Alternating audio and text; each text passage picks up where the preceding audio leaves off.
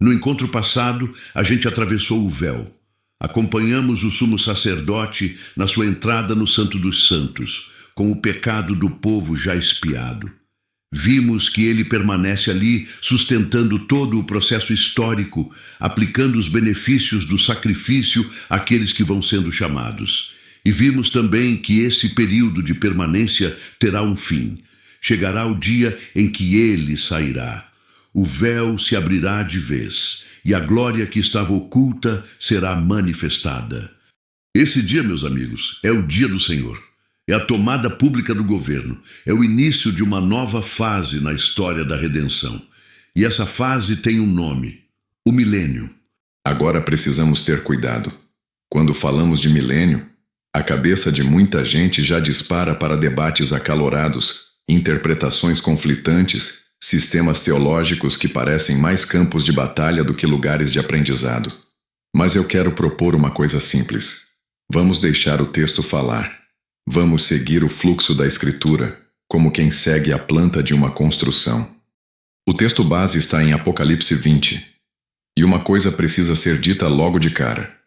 O texto repete a expressão 1000 anos 6 vezes. 6 vezes, meus irmãos.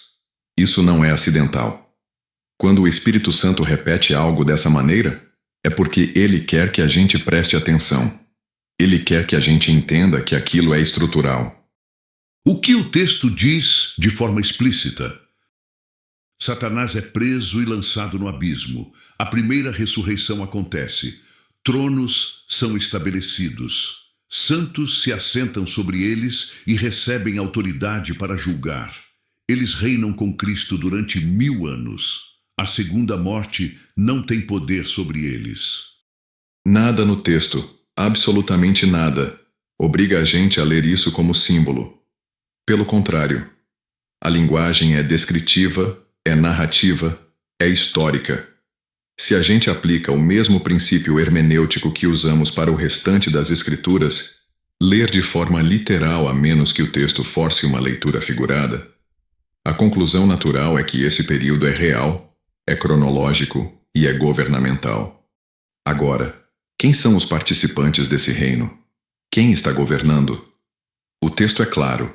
São os que participaram da primeira ressurreição.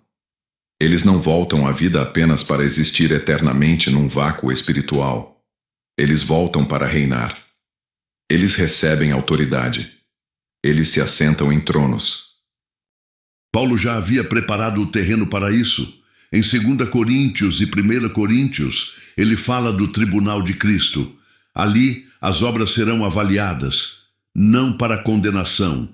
Quem está em Cristo já foi justificado pelo sangue, mas para galardão, para designação de função. O texto sugere que, dependendo da fidelidade aqui, haverá uma esfera de autoridade ali. Primeiro são avaliados, depois governam. Primeiro recebem o galardão, depois julgam com base no que receberam. Isso não é especulação vazia, é a coerência do texto. O apóstolo Paulo, em 1 Coríntios 6, chega a perguntar: não sabeis que havemos de julgar os anjos? Ou seja, há uma estrutura de governo que será estabelecida e os santos glorificados farão parte dela. Agora veja a beleza da arquitetura.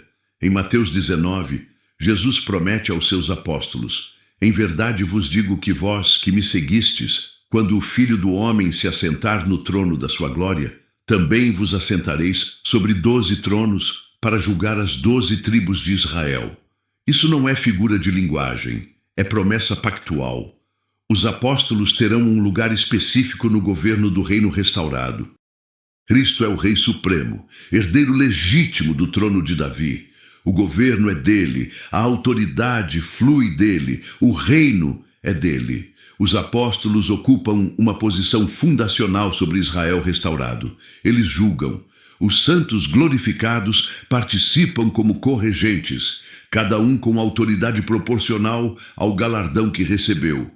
Uns sobre 10 cidades, outros sobre 5, como nas parábolas de Jesus. Israel restaurado ocupa o centro pactual do governo. As promessas feitas a Abraão, a Isaque e a Jacó se cumprem de forma literal. A terra prometida é habitada, o culto é restaurado, a nação é cabeça, não cauda. As nações sobreviventes, porque o dia do Senhor não destrói toda a humanidade, mas julga os rebeldes, são submetidas ao governo messiânico. Elas existem como nações, mas sob a autoridade de Cristo e dos seus santos. Agora isso levanta uma questão importante. Se os santos são glorificados, se Cristo reina com justiça perfeita, se Satanás está preso, se o ambiente é de paz e ordem, como é que ainda existe possibilidade de rebelião? A resposta está em textos como Zacarias 14 e Isaías 65. Eles falam de restantes das nações. Eles mencionam que ainda haverá morte, não para os glorificados, mas para os humanos em estado natural. Eles indicam que haverá longevidade, mas ainda haverá pecado latente no coração não regenerado. O milênio, meus amigos, não é o estado eterno. Ele é uma fase histórica. É o reino manifesto, mas ainda mediador. Ainda há humanidade não glorificada. Ainda há possibilidade de escolha. Ainda há natureza não transformada. E isso é fundamental para a arquitetura. Por quê? Porque o milênio cumpre múltiplas funções teológicas. Primeiro, ele cumpre de forma literal as promessas feitas a Abraão. A descendência herda a terra. A bênção se espalha para as nações. O pacto abraâmico não era apenas uma metáfora espiritual. Ele tinha dimensão geográfica, política, histórica. E o milênio é o cumprimento disso. Segundo, ele cumpre a promessa do trono de Davi. O filho de Davi se assenta sobre o trono de Davi e governa sobre a casa de Jacó. O reino que os profetas anunciaram com detalhes se torna realidade visível. Terceiro, ele manifesta publicamente a fidelidade de Deus. Gerações de crentes que viveram pela fé, que morreram sem ver o cumprimento, agora veem, agora reinam, agora participam. A paciência de Deus é vindicada. Quarto, ele demonstra de forma definitiva que o pecado não depende do ambiente. Satanás está preso, o governo é justo, as condições são perfeitas, e ainda assim, ao final do milênio, haverá rebelião. Isso prova que a raiz do pecado não está fora, mas dentro. Não é o diabo que força ninguém a pecar, ele apenas explora uma disposição que já existe. Quando ele for solto no final, as nações o seguirão porque querem. O problema é a natureza não glorificada. E quinto, ele revela a justiça dos santos que governam. Eles não se corrompem com o poder, eles governam com Cristo em santidade. O caráter formado na história agora se manifesta na administração do reino. Veja como tudo se encaixa. O milênio não é um parêntese desnecessário. Não é um palco para curiosidade escatológica. Ele é uma fase essencial dentro da progressão da consumação. A história formativa produziu um povo. O juízo vindouro consolidará a condição moral. Mas antes disso, o reino precisa ser manifestado publicamente. As promessas precisam ser cumpridas literalmente. A justiça precisa ser administrada visivelmente.